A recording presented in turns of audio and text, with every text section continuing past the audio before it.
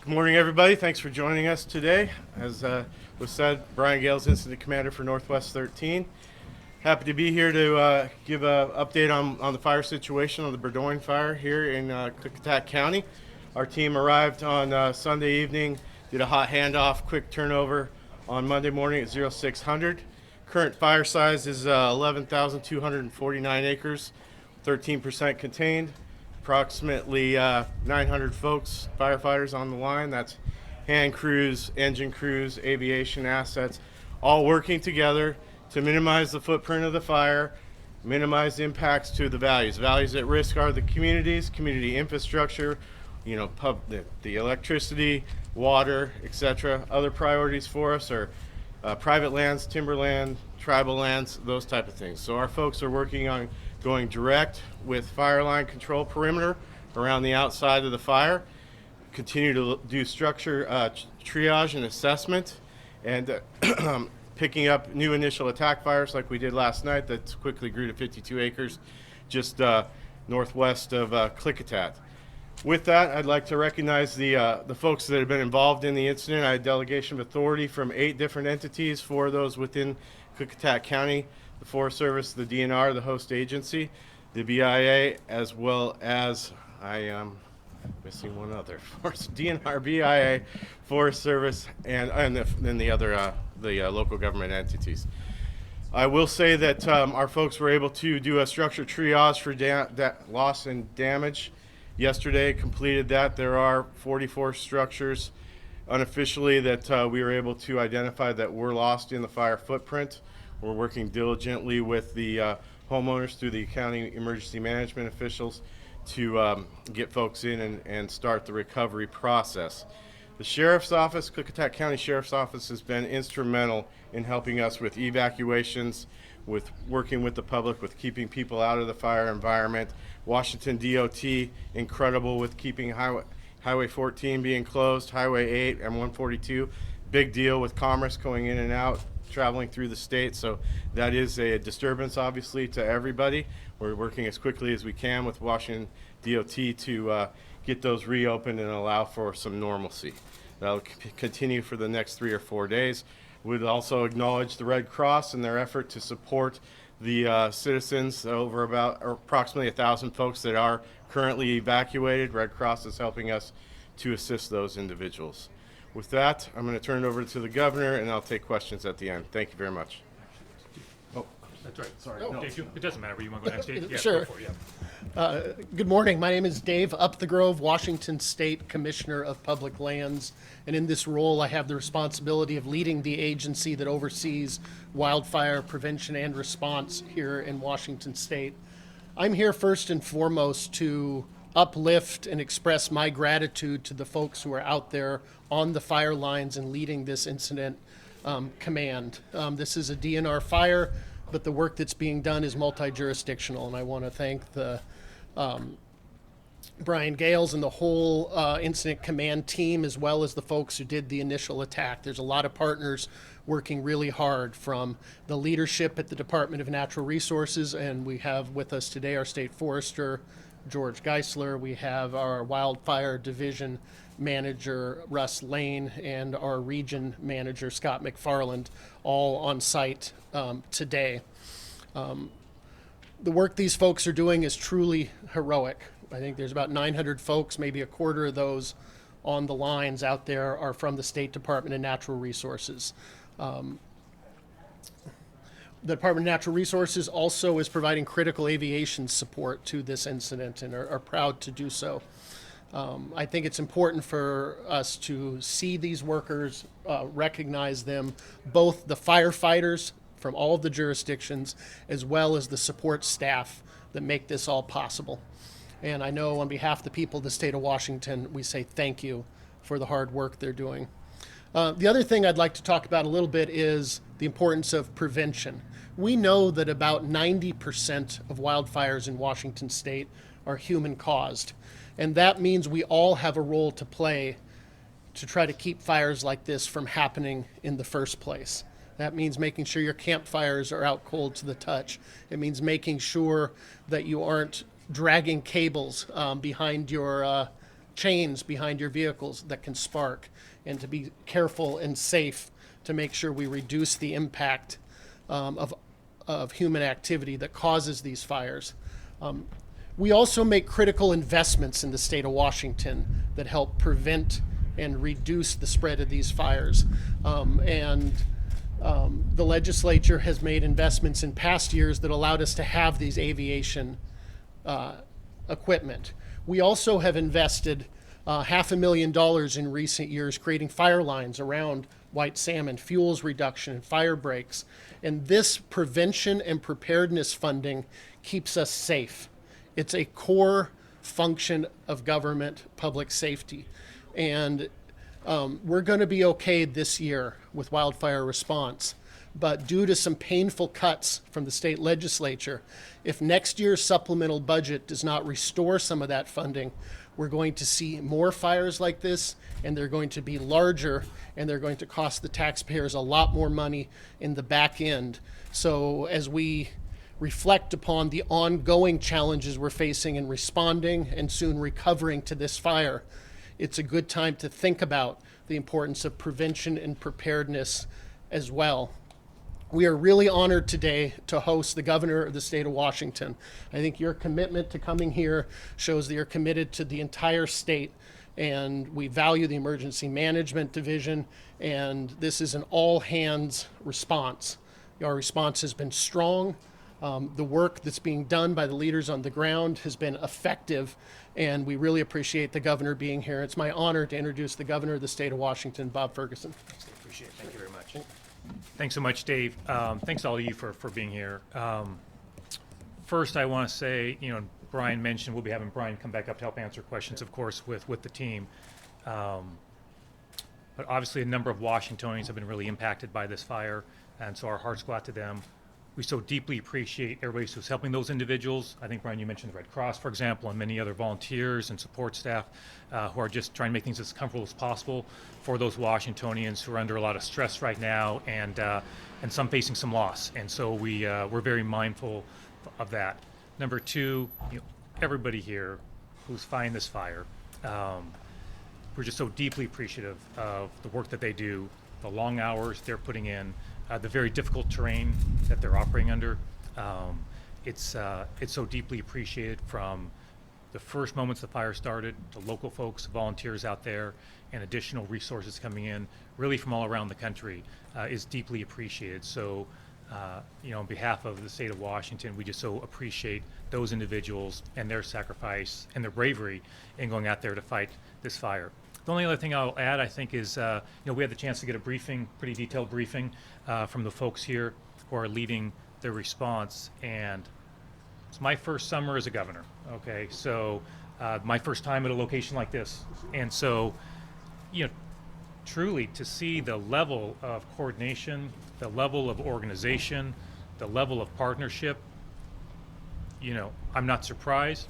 But I would want Washingtonians to know it's deeply reassuring to me as a governor to see that.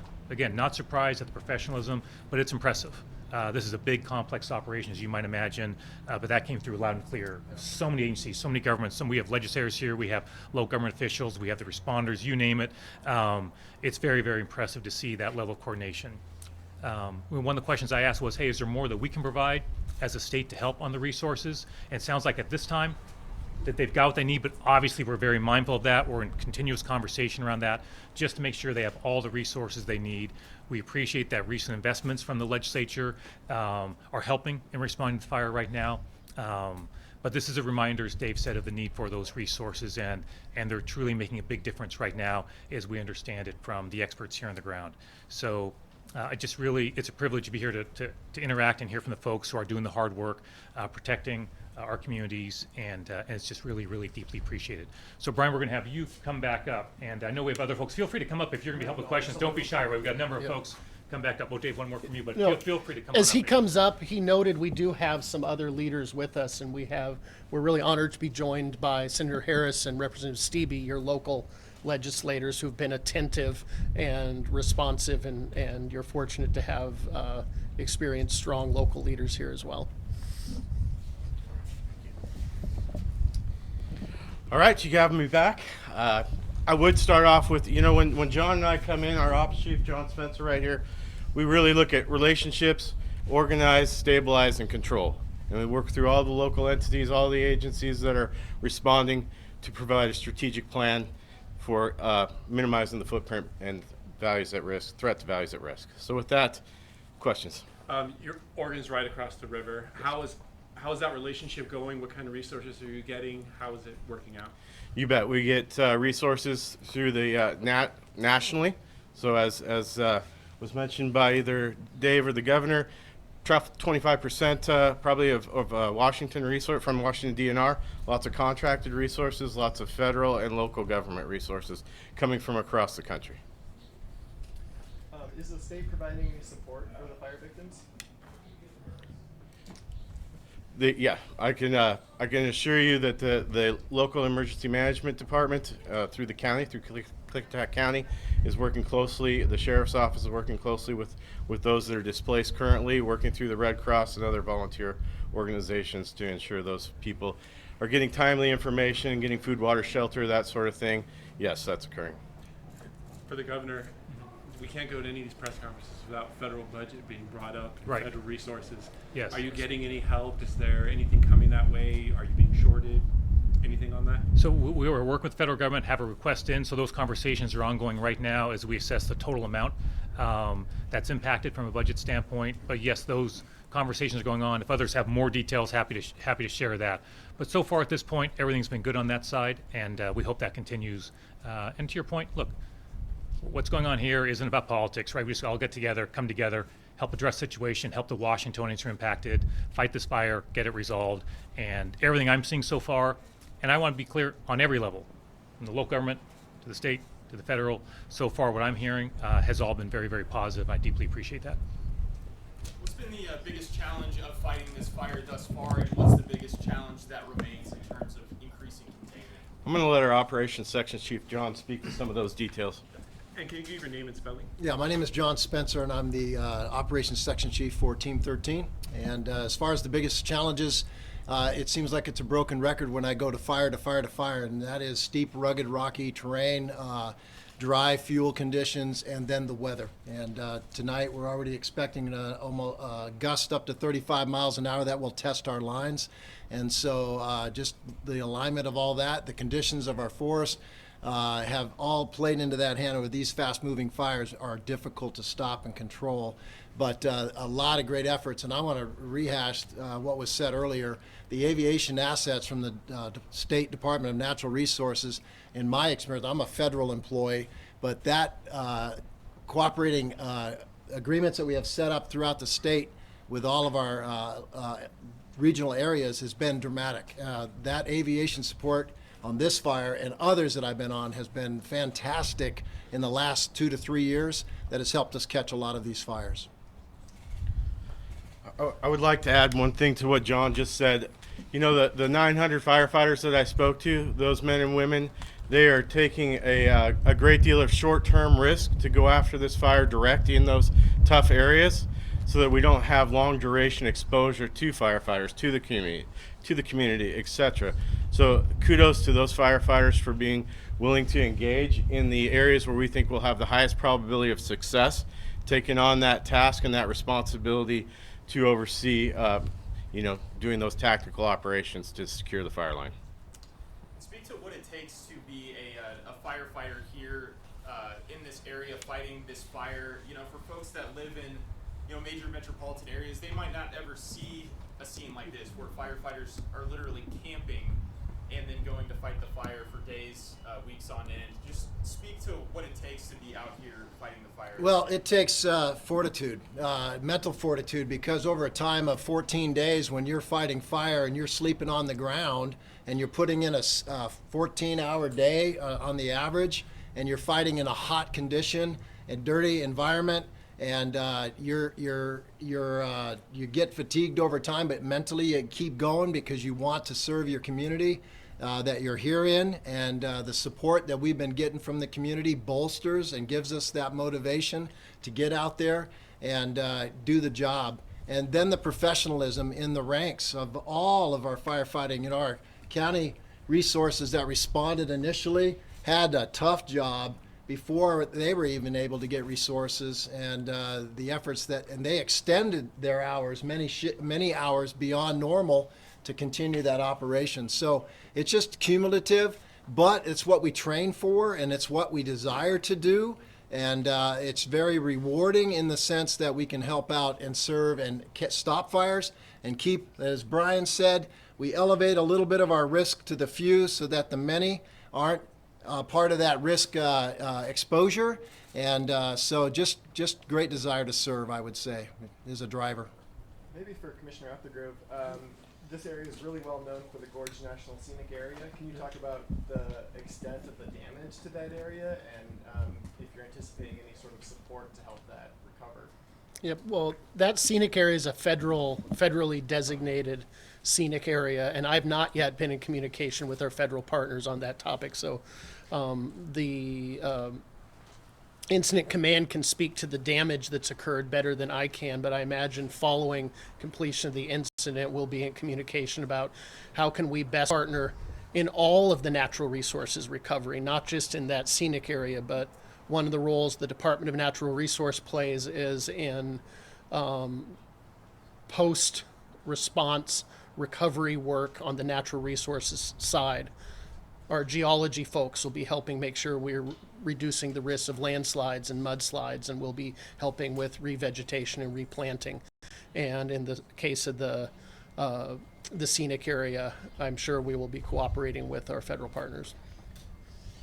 Do you have any information on the origin of the fire at this point? Origin of the fire was near a road. Cause remains undetermined. And can you just, you might have said this already, but containment, where are we at right now? Currently at 13% as of last night. We want to get through the wind event today, hot, dry, and super windy, as John mentioned. Get through that, allow the firefighters a few more days to do the mop up, get in there and really root through everything and start putting out the fire edge, where they can, up to, we're looking for 100, 200 feet of depth so that we don't have fire escape over that control line. So that's an ongoing effort, that just takes time. It's very methodical. We can't miss any, or we have things slide out of the line. Are you anticipating this fire to merge with the other one? No, not at this time. Ballpark, how many firefighters units do you have on? Do you know? Yeah, there's approximately 900 firefighters on the ground as of today. Aviation assets are many, with very large air tankers, scoopers that scoop water out of the river.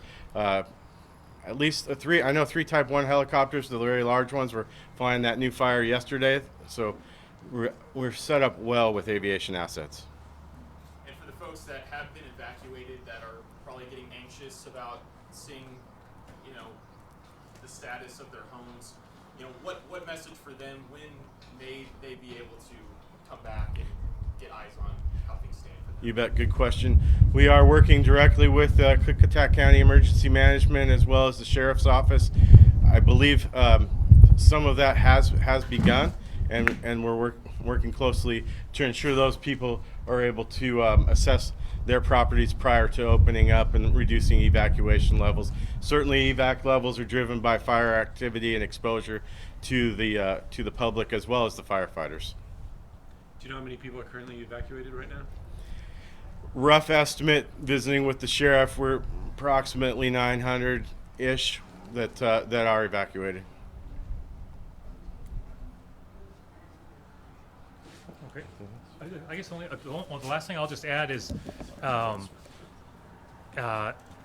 some of the questions were asking me about the individuals and the impacts. One thing I just want to emphasize is during the briefing we had, there was a big focus from the folks briefing myself and the lands commissioner about exactly those things, right? That they were very focused on the impacts, trying to help out homeowners, folks have been evacuated, trying to get folks back to their property when appropriate to assess things.